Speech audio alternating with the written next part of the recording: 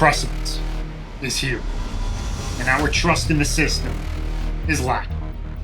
We cannot stand idly by. We need you to take the initiative, and we must infiltrate every layer of society like they did to us. From the media, the conglomerates, politics, the justice system, to end corruption, to end exploitation, to shed transparency, to hold people accountable, and to see innovation and technology create the change we want to see, to initiate a free market without coercion or deceit, without corruption or manipulation, to help inspire, to help make life better. No parlor tricks, no money games. It's just you, us, and some titans who want the world to change like you do. Because you and me, we were made for the moment. And that moment is now.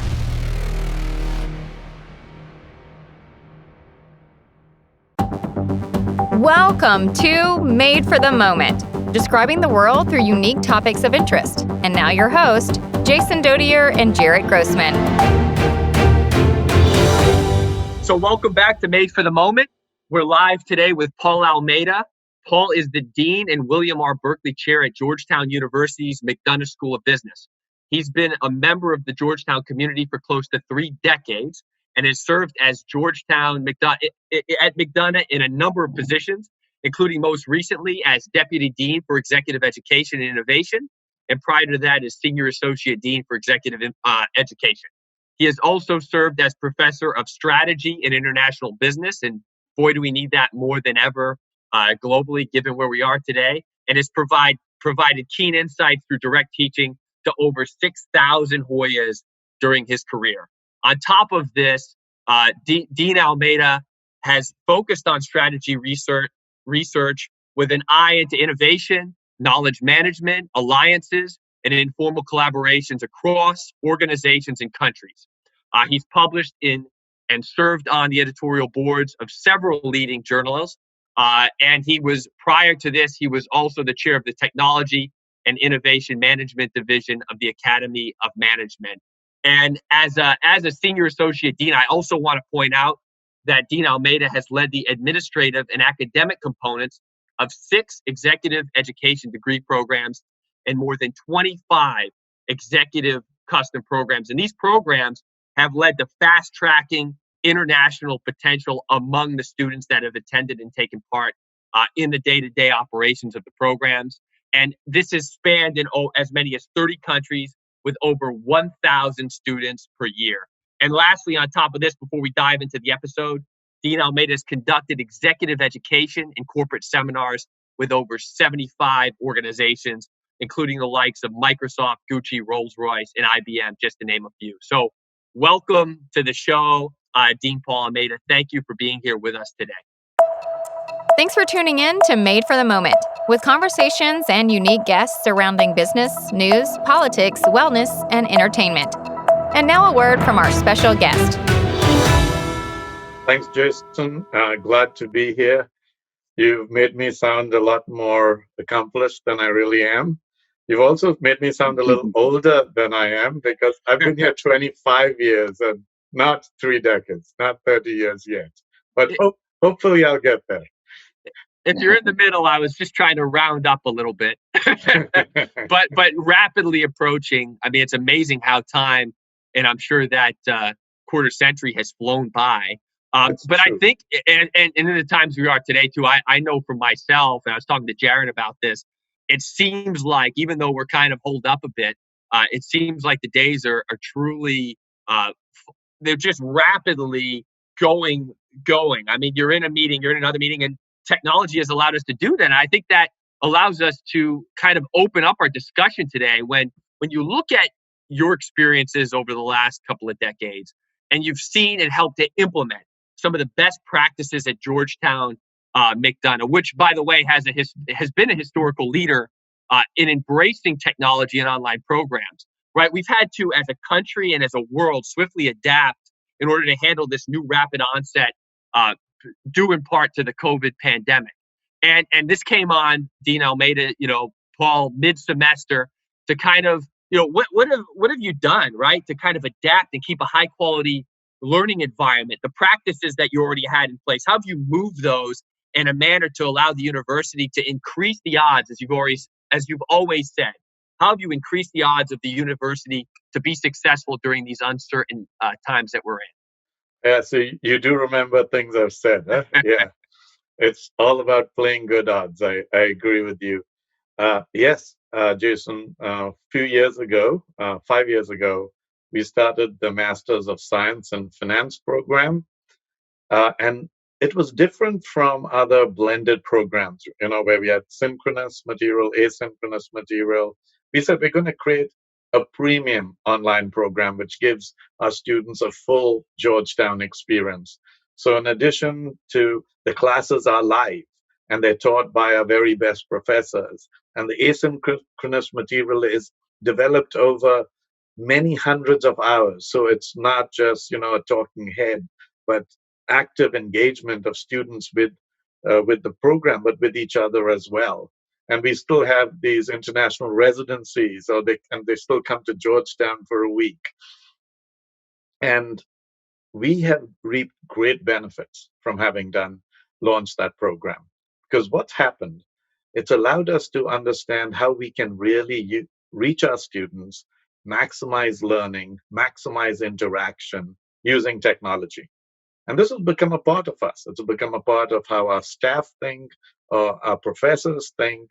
So when COVID-19 happened roughly in the middle of March, we didn't think we were ready, but we were ready.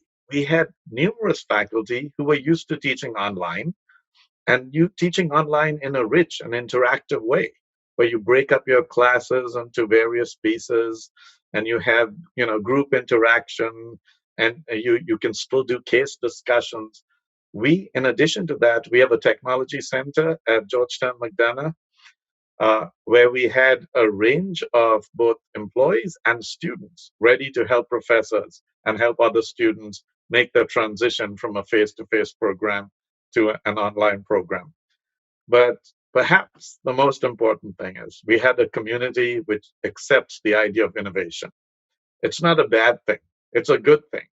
And we had to innovate really fast. In the space of 4 days, we had to move 331 classes online in the space of 4 days. Wow. We had to bring hundreds of students back from various locations around the world and create alternative courses for them, and we did this fairly seamlessly.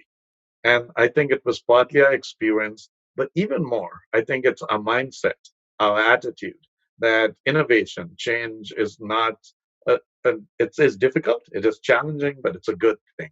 And we can do that together. That's what I'm most proud of, actually, is how our community responded to this. I think it's clearly evident, when you talk to both current and past students, I think they would yield similar sentiments. And it was also evident in the premium online work that the coursework and the development over time that the university has put in place. I mean, look, Georgetown is an icon internationally.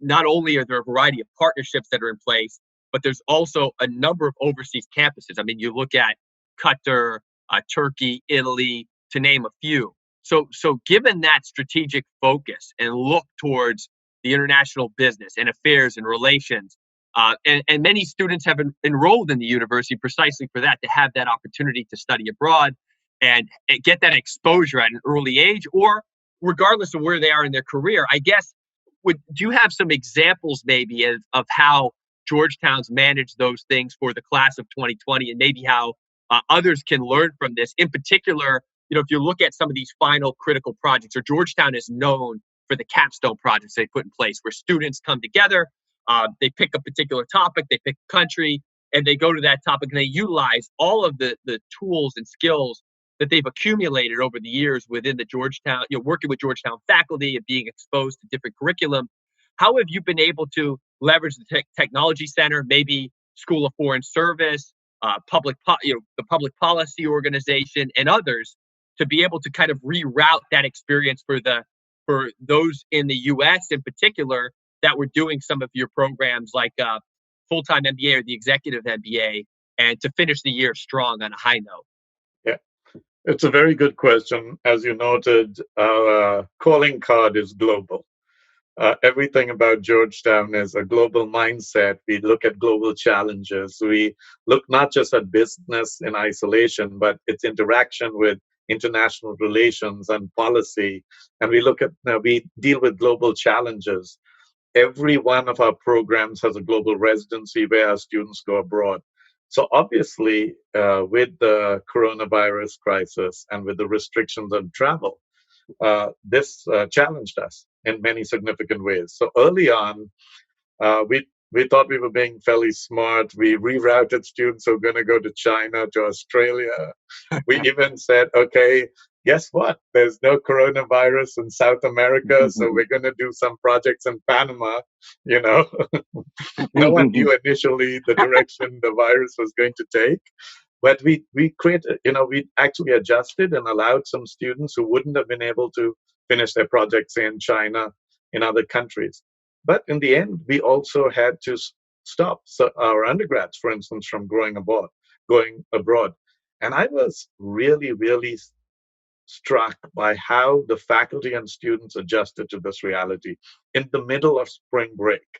So the students who were going to go to India created their alternate residency almost over here in DC. Suddenly a picture pops up of all of them visiting a Hindu temple in Virginia, to get a part of the culture and understand what was going on. So again, our faculty recreated or adjusted projects. And if you think about it now, Jason, we are much more comfortable with Zoom. And this has allowed us to link with alumni all over the world who are willing to come in and join classes and be a part of who we are. And I think we have to take this even further in the long run. We hope to link up with other universities and share classes and share information and experiences. So even though there's, I believe, a short-term restriction on travel, because of our reputation, because of our associations abroad, because of our existing linkages, but most of all, because of how we see ourselves and our mindset, we will continue to give our students a really global experience. Being in Washington, D.C. doesn't hurt either. There are plenty of international people and institutions of note that we can engage with, and we will make the most of that as well. Yeah, thanks so much for being on here, Dean Almeida, and tremendous insight here. Now, focusing on this online learning, everything that's going on, as you said, you guys are on the forefront of it. You're well equipped to handle what's going on, but nobody could prepare for something like this pandemic that we're facing or whatnot. So walk us through a little bit about post-COVID-19, what's going to happen in terms of online learning, so to speak, and where the opportunities are there. And then do you think, part of the reason why students like Jason, who is an alumni of Georgetown, obviously, why they go there is the campus, is the camaraderie that you form there, the actual physical interaction. So does the online learning sort of take the air out of the balloon there? And how do you still sort of keep that allure, so to speak? If you could sort of shed some light on that, that would be great. Yeah. It's a very, very good question. Even before this crisis, Jared, I used to begin many of my speeches with the line that the business of business education is changing. And there was no doubt about it. Due to technology, due to globalization, there's definitely been a faster evolution. I wouldn't say revolution, but definitely a quicker evolution of business education. And one of the forces is technology and the possibility of teaching online, of working online, of studying online. And I do believe we've realized through the COVID-19 crisis that we can deliver fairly high quality classroom experiences using online technology. Having said that, students do come to learn, and that's really, really important.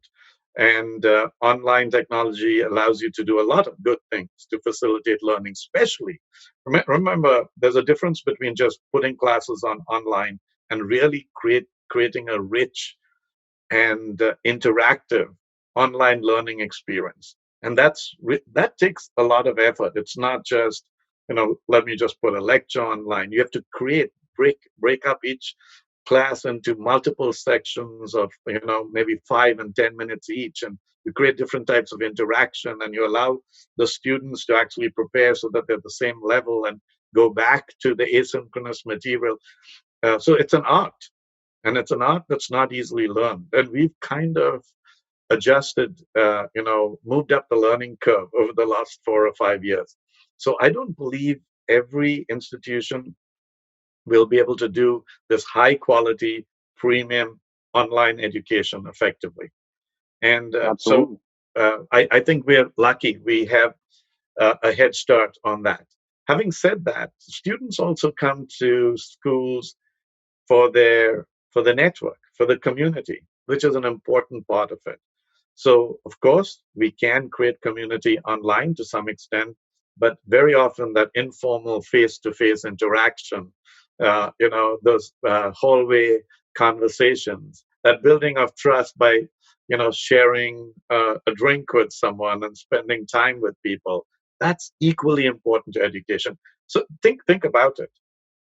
You'll both look very young compared to me. But you probably have 50 years of work ahead of you.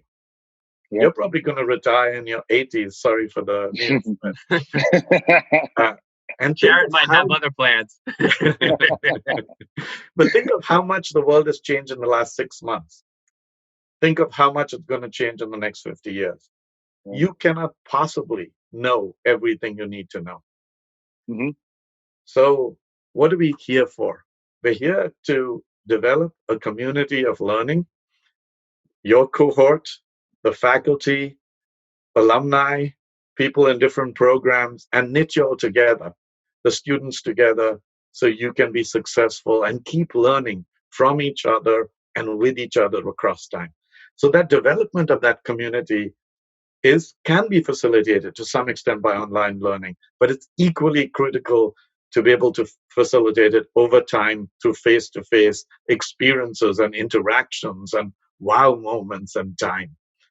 And that helps. The third part that people come for is the career, the legitimacy that comes with, say, a Georgetown degree. So that's why even in our online programs, we have face-to-face components. We bring them to Georgetown. We take them abroad together. And we will continue. We have lifelong learning in the Executive MBA program where you can come back and take any elective for free for the rest of your life.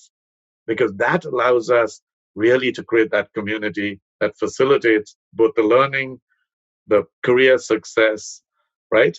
And in turn, helps the new students who come into the program. So I think this is a wonderful opportunity. It just gives us more tools, but our objectives have to remain the same, to create this wonderful learning community that looks after each other across time.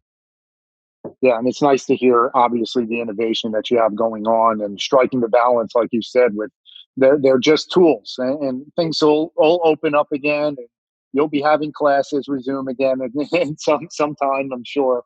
But it's definitely interesting to hear your initiative, and like you said, Georgetown holds a massive weight in terms of that degree. It always has, and it's going to for the future, and you're constantly innovating. And in terms of the job perspective, right? So learning is one thing, but setting people up for the future, because like you said, 6 months, things have changed enormously. What's going to happen in the next decade, 20, 30, 40, 50 years? So with the advent of AI and blockchain, cybersecurity, you guys are doing a lot in terms of hosting classes that prepare people for the future and so forth. But can you sort of elaborate a little bit on what you're doing to prepare students for those skill sets and those jobs that are going to come? So as we can see, the job market's going to keep changing, right? Analytics has become everyone's buzzword.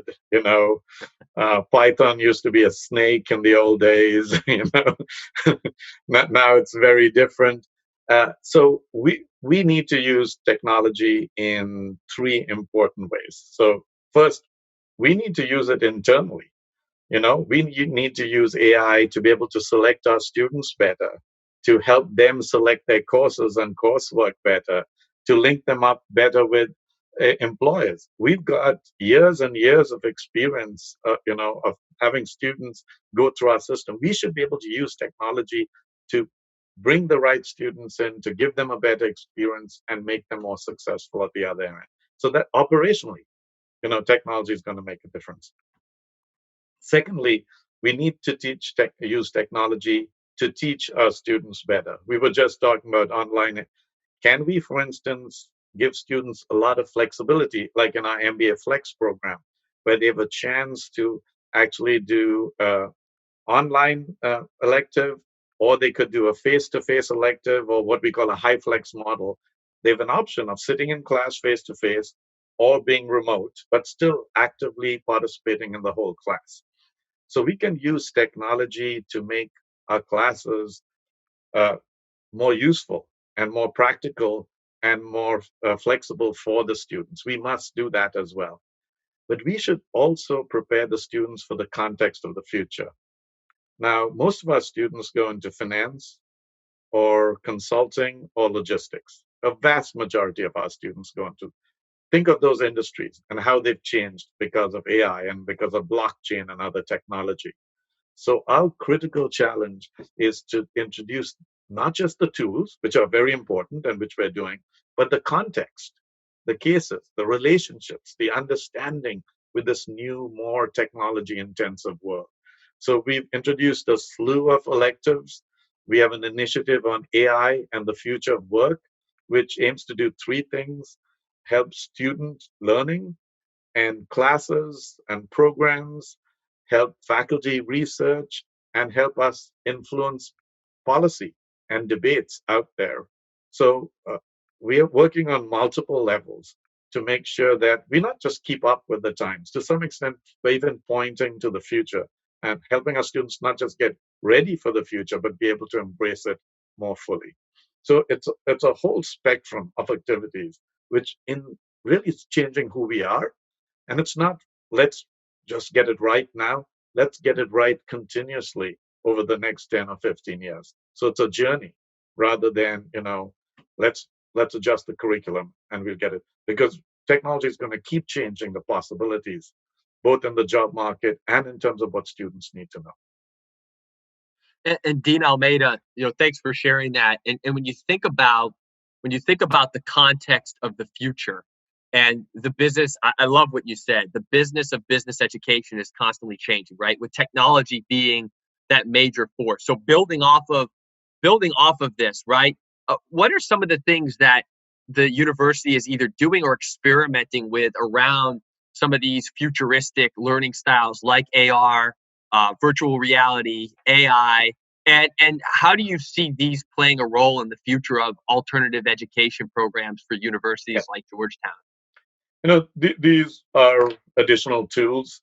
So firstly, we have programs that we never had before. We have, lots of data analytics programs. We have Massive Data Institute, which, is there's just so much going on. But it's not just about futuristic technologies, but it's really using all sorts of technologies to move us into the future. So since you asked, I think it was last year or year before last, we did a little virtual reality. One of our professors, Professor Pietro Rivoli, had written this book on travels of the T-shirt in a global economy, which really showed how a simple thing like a cotton T-shirt actually had a value chain across multiple countries, and in each case dealt with local politics, local laws, culture, etc. Now, wouldn't it be wonderful to follow a T-shirt globally from the cotton fields in Texas to Vietnam to back to the US? It's very hard to do practically, right? But guess what? We did a little virtual reality experiment. We worked with an agency And we were able to actually, in a few minutes, create that wonderful experience. By the way, I always get to feel a little sick to my stomach doing virtual reality. But with a little virtual reality experience, we were able to show, we actually showed it to our board members. See what you can do. You can actually feel, you can almost smell the cotton fields. You can be a part of this. So there's a range of technology. Of course, virtual reality technology or augmented reality technology we're going to explore it and use it in different ways. But actually, just as important to me is getting the students to be comfortable in different, more technology-intensive environments. So we have to increase the number of treks, say, to Silicon Valley, where the students go out and meet with people in Twitter and Google, etc. We have to make sure they have the tools so that when they go into the next investment bank, they not only feel comfortable, they can help the older guys like me feel comfortable in a new technologically emerging world. So it's a mindset. It's a set of tools. It's exposure. It's a network, which again goes back to the basic tenets of what we're trying to do in business education. So I see technology as a great opportunity to augment what we already do, rather than a challenge to radically change what we already do.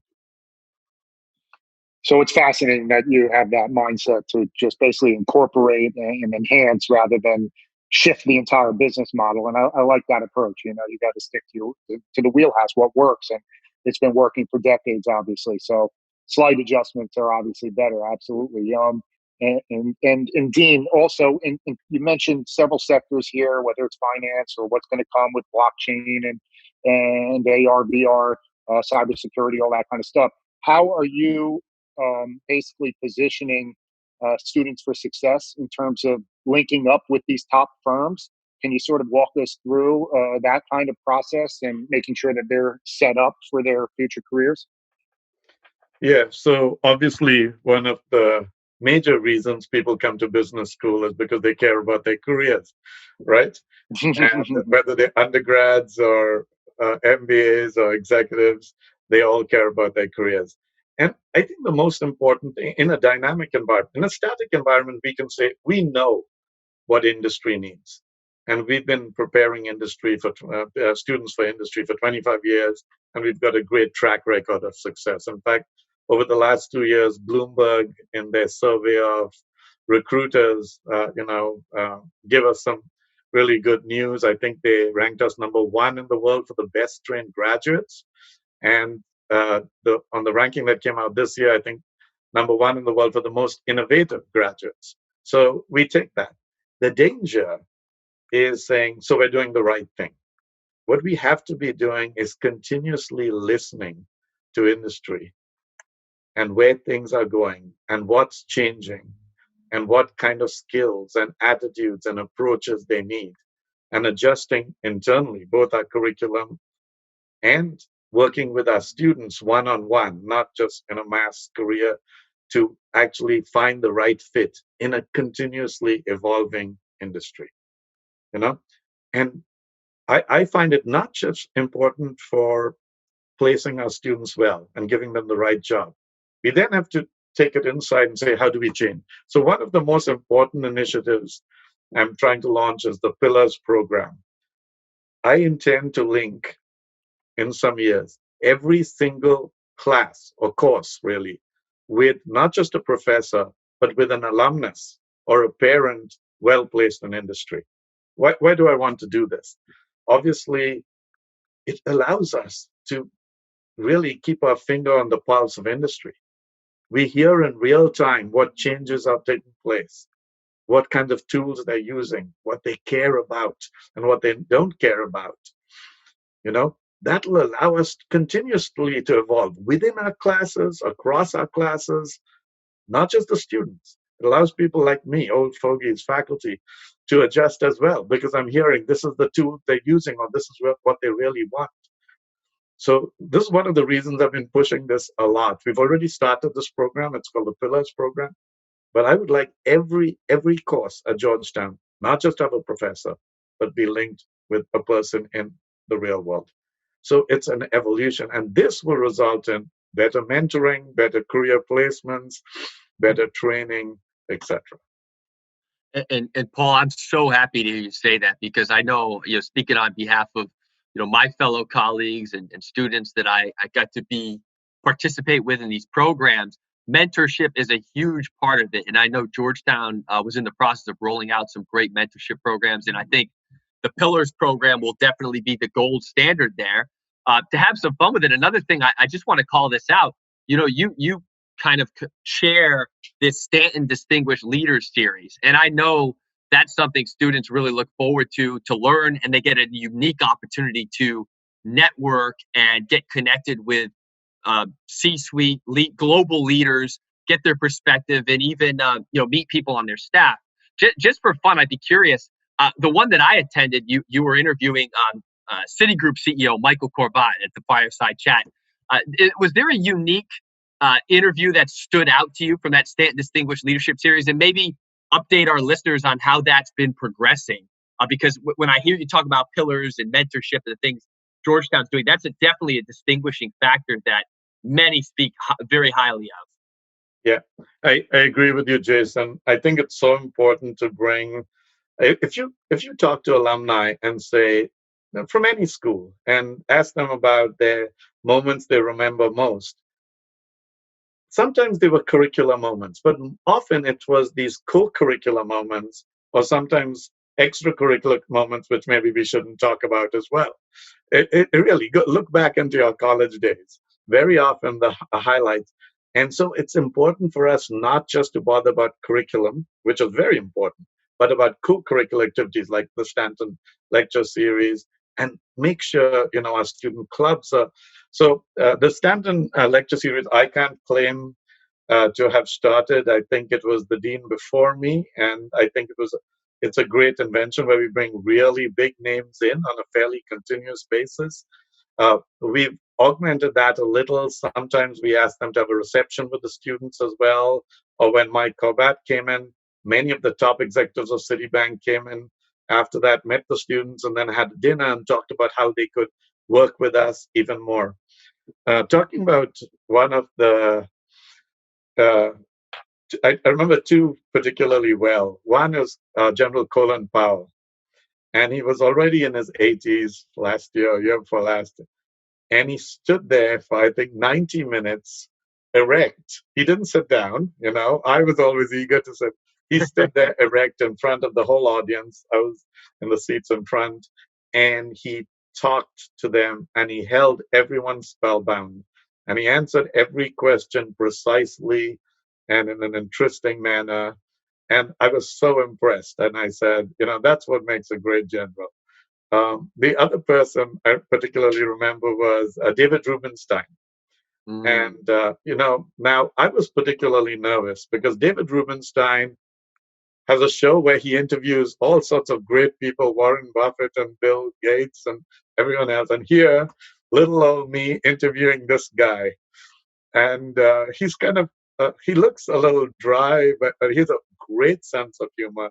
I needn't have worried.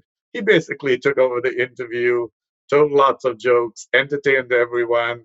And that was my easiest interview I've ever done because he was just, so thanks for bringing up the Stanton Lecture Series. I think it's something we're very proud of, and we are going to continue to build it. I think it works marvelously for the students.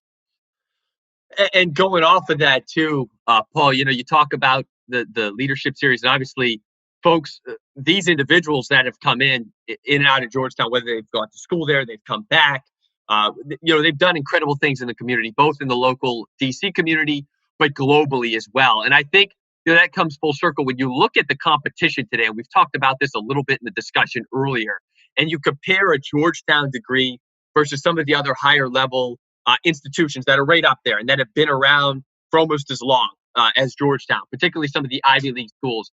Can you tell us a little bit about what Georgetown has done to continually be up there in the conversation and separate themselves, and maybe with an eye into this unique area, which is the intersection of public and private spheres of influence? You've got the McDonough School of Business and the School of Foreign Service and this footprint globally. So we'd love to hear some of that context from your perspective on how the university is continuing to stay very relevant and competing today.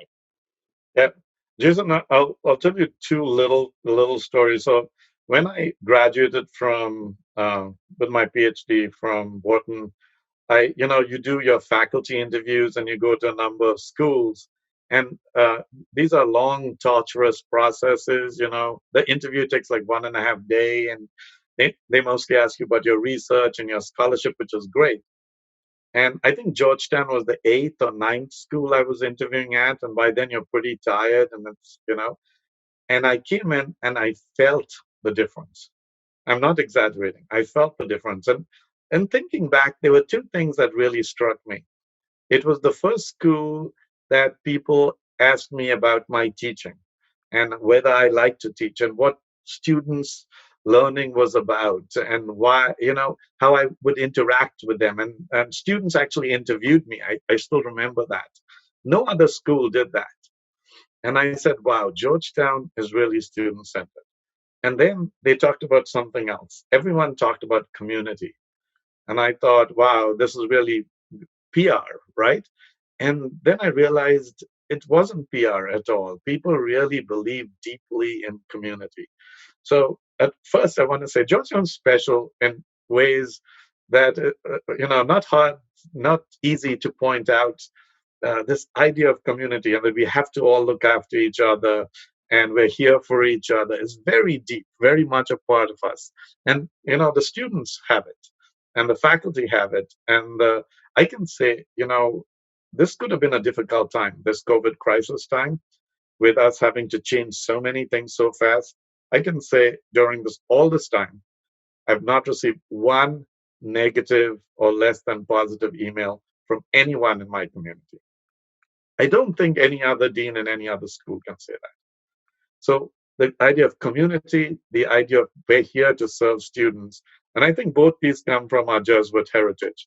This idea that we're women and men for others.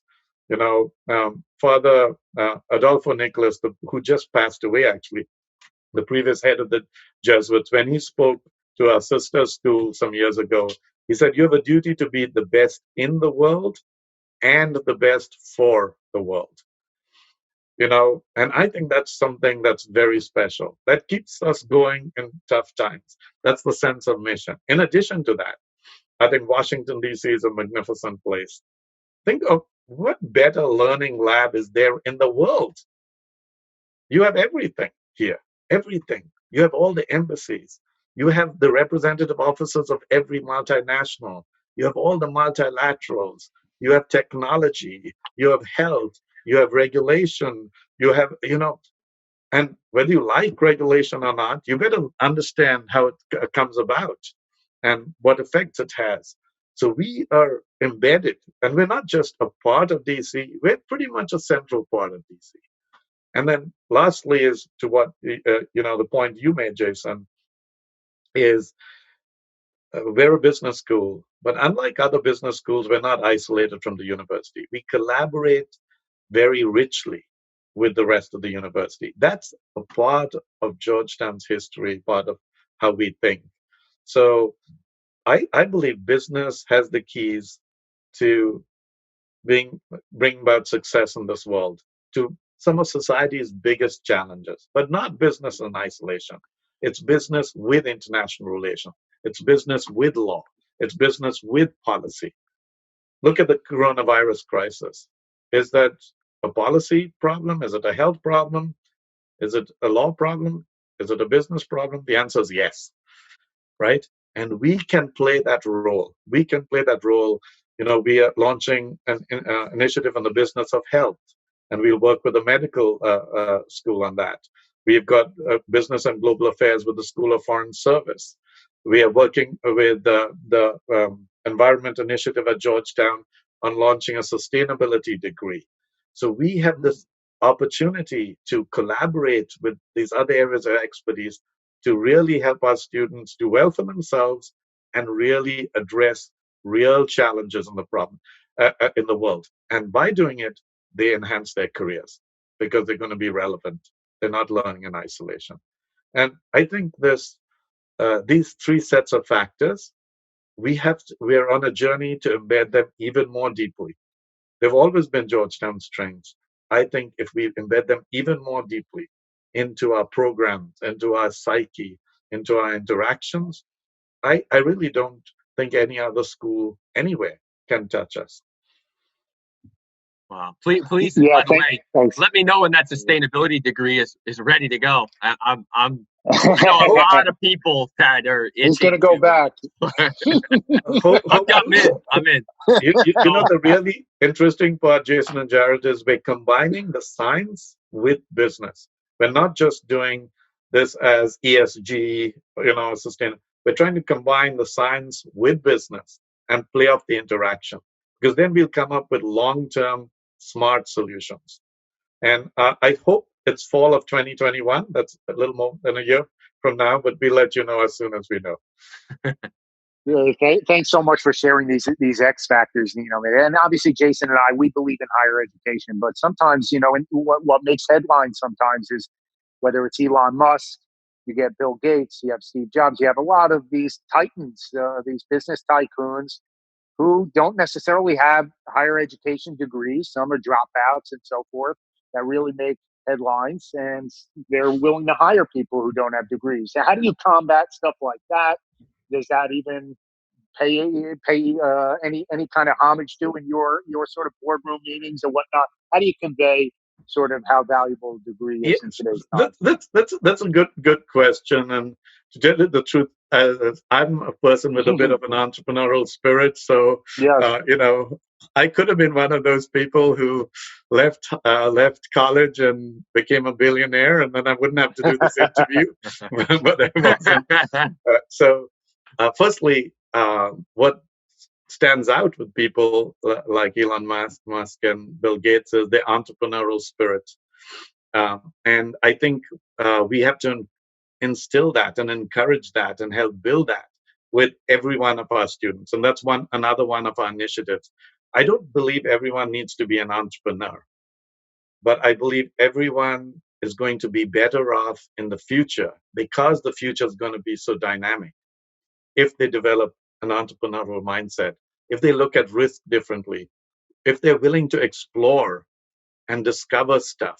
And I believe every student at Georgetown, whether she or he be a business student or in the college or in the School of Foreign Service, needs that, because the world is going to keep changing and we're going to have to keep exploring, and we're going to have to be entrepreneurial, whether we live in a 230-year-old institution like I do or in a 6-month-old institution.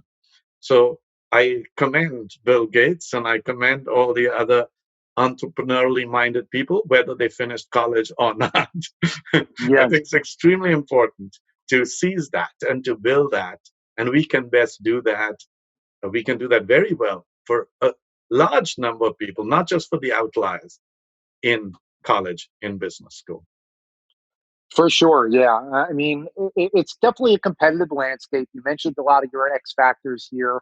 You've always been recognized as a top 20 school for years and years and years. You mentioned a lot of your X factors in terms of competing with the Ivy Leagues. You mentioned a lot of the stuff here in terms of how you're able to prepare people properly for the future, whether they want to be an entrepreneur, whether they want to go into corporate America and climb the ladder, so to speak. In terms of tuition costs. They're getting up there. They're getting high. Student debt is a crisis that we're facing, and so forth. Harvard made some rather bad news recently in terms of the endowment funds, how large they are, and they have the nerve to take money away from small businesses in the PPP program, right? A $40 billion endowment. You guys have stayed away from a lot of controversy like that. That's hats off to you. And can you explain a little bit about some of the endowment funds that you guys have? And I think you guys are on the lower spectrum, so to speak, of that top 20 in terms of the fundraising you kind of do from your alumni and so forth. But if you could walk us through the philosophy there, if it's sort of deliberate, and then also a lot of people are just confused, where does that money go, so to speak? Obviously, it's very expensive to maintain such a high level of education from your faculty and the campus, quality that you guys have and so forth. But sort of if you can walk us through, I think people would really be enlightened to understand if you can share a little bit of like the percentage of what the endowment goes towards in terms of what sectors and so forth, that would be fascinating to hear. Jared, I don't have the Yeah, knowledge of that because that's more at the university level. But let me say a couple of things. Georgetown does care about fundraising, obviously, because it allows us to do right by our students. We are one of the few schools that have full need blind admission at the undergrad level. So, we try to make sure that anyone who gets in can afford to be at Georgetown through a mixture of grants and loans, and that's expensive. And that's very much a part of who we are. We want students, regardless of their economic background, to be able to come effectively to Georgetown and succeed at Georgetown. And obviously, that requires us to be smart in the way we operate. It requires us to raise money. So much of my life is spent raising money, but not for the sake of raising money, so that we can do right by the students. I always tell people that. And yeah, sometimes you're surprised with very little money, you can do so much. So the focus is really on where do we want to go as a school? How do we want to look after our students? How do we want to give them the best chance possible to succeed? And how can we raise the resources, through tuition, through fundraising, through exec ed, through other means to enable us to do that effectively. So again, fundraising is not unimportant, sure, but sure. I don't think the quality of the education students get is highly correlated to the wealth of the university. You're not, I always say you're not for profit, but you're not for loss. So you have to be financially viable. But Right, if your right. focus is really on giving the students the best possible education they can get, and then, of course, keeping an eye on the finances and the organization that support it, you'll be surprised, Jared, how much you can actually achieve. So Yeah, money absolutely. is an important part of it. Our financial viability is, of course, important, but that is really helps us get to our end, which is maximizing student learning, their growth and their formation, their career success. And Paul, Amazing. for just kind of rounding things out too, coming full circle on a lot of the topics we talked about. Many of our listeners are going through, and Jared and I have talked to them. We've received messages and comments. Are going through the process now, whether it be looking at undergraduate programs, MBA programs, executive MBA, of course, or executive programs like your Master in Leadership or masters in science and management or finance, more specialized. What advice would you have in general for those individuals, and in particular, if they're interested in looking further into the Georgetown University suite of programs that MSB offers? Where should they be going to look for this information and follow the latest updates that the school is putting out? Yeah, so as you know, there's a trend in industry. Graduate business education years ago used to be just MBAs, full-time MBAs. When the part-time MBAs came along, then the executive MBAs. And then in the last 10 years, I'd say there's a movement, not away from MBAs necessarily, but to include specialized masters. I just want a master's in finance, or I want to really do this deep degree in sustainability and work in ESG in one of the many companies. So again, it's our duty to provide students with flexibility. We're trying to do that through developing a suite of programs. They have different lengths of time. They have different formats. Some are online, some are face to face. You know, and the student should really look and say, what do I really want out of this? Not what degree do I want, but what do I want out of this? Do I want to gain expertise in sustainability and be connected to the right firms and develop a community that I can build on? Then obviously it's a more focused sustainability degree. Do I want to explore various possibilities? Because I could want to be in finance, but maybe I really also want to be, I'd be happy with a good consulting job, provided it's in the right place. Then an MBA allows you a broader set of possibilities with the possibility as well of focusing on one or two areas. So it's sometimes hard to read all the more choices you have, the more confused you can get. I would say reach out to our admissions folks. We have wonderful people. We focus much more than other schools on personalized education, and that starts even before we admit people, before people apply. I would encourage them, have a deep conversation, search inside for what you really want, because as you and I know, sometimes we don't know what we want, and then chat with admissions folks about what the possibilities and where the best fit is. And it's a process. It takes some time. It takes some time. Yeah. No, Jared and I both been through it. Both have graduate degrees, and it's been a great experience. And it's encouraging to see how the Georgetown community and under your leadership is taking part of how best to be in the world and for the world. And we're excited. We're really excited to continue to monitor the progress and watch how the university continues to collaborate richly across business, international relations, health, policy, to help drive to conclusions in this new uncertain world we live in, right, Jared? Oh, absolutely. Yeah, it's incredible to see what Georgetown's been doing over the last several decades, and will continue to do. So we're excited to see that. Dean Almeida, are you sort of active on any kind of platform, social media? Are you posting where people can sort of stay in touch with you and what's going on at Georgetown? I'll let Teresa answer that. Teresa looks after, and Chris looks after everything for me. I'm not horribly active, and maybe I should be. Excellent. We'll post that for our listeners and our audience when we go when we put this out to the rest of the community. So thank you for that, Teresa. And again, Dean Almeida, on behalf of everybody in the Made for the Moment community, thank you for your time today. Continue to stay well. Continue to do great work. And hopefully we'll have you back in the near future, and maybe even live. Who knows? Maybe we'll be at the beautiful campus in Georgetown in front of Healy Hall. That's the goal for the next episode. I want to go to the beautiful campus as well. They won't even let you in, huh? But thank you so much, both. I enjoyed it, and happy to chat anytime. Thank you so much. We really appreciate having you on here. Thank you. Take care. Thanks for tuning in to Made for the Moment, featuring Jason Dodier and Jared Grossman. Until next time.